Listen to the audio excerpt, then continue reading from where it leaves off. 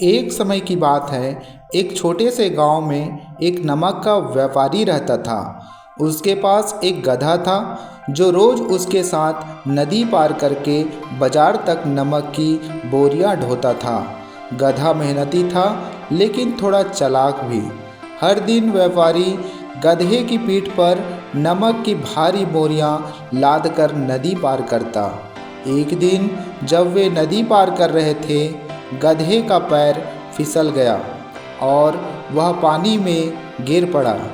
पानी में गिरने से नमक घुल गया और बोरी हल्की हो गई। गधे को बोझ कम लगने लगा। वह मन ही मन खुश हुआ। अगले दिन गधे ने सोचा, अगर मैं फिर से पानी में गिर जाऊं तो बोझ हल्का हो जाएगा। जैसे ही वे नदी के बीच पहुँचे, गधा जानबूझकर पानी में बैठ गया। नमक फिर से घुल गया और बोझ हल्का हो गया। व्यापारी को कुछ शक हुआ, लेकिन वह चुप रहा। अब गधा रोज यही चाल चलने लगा। व्यापारी समझ गया कि गधा जानबूझकर ऐसा कर रहा है। उसे सबक सिखाने की ठानी।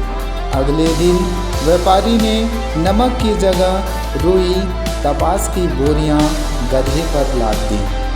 गधे को लगा कि आज बोझ बहुत हल्का है। वह खुश होकर नदी की ओर चल पड़ा।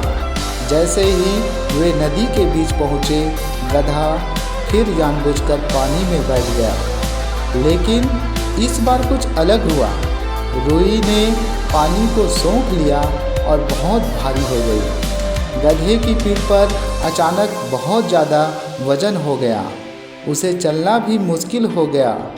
बड़ी मुश्किल से वह नदी पार कर पाया। अब गधे को अपनी गलती समझ में आ गई। उसने सोचा, मुझे चालाकी नहीं करनी चाहिए थी। उस दिन के बाद उसने कभी धोखा देने की कोशिश नहीं की और ईमानदारी से अपना काम करने लगा। शिक्षा: चालाकी और धोखा हमेशा नुकसान ही पहुंचाते हैं। ईमानदारी और मेहनत ही सफलता का सही रास्ता है। धन्यवाद।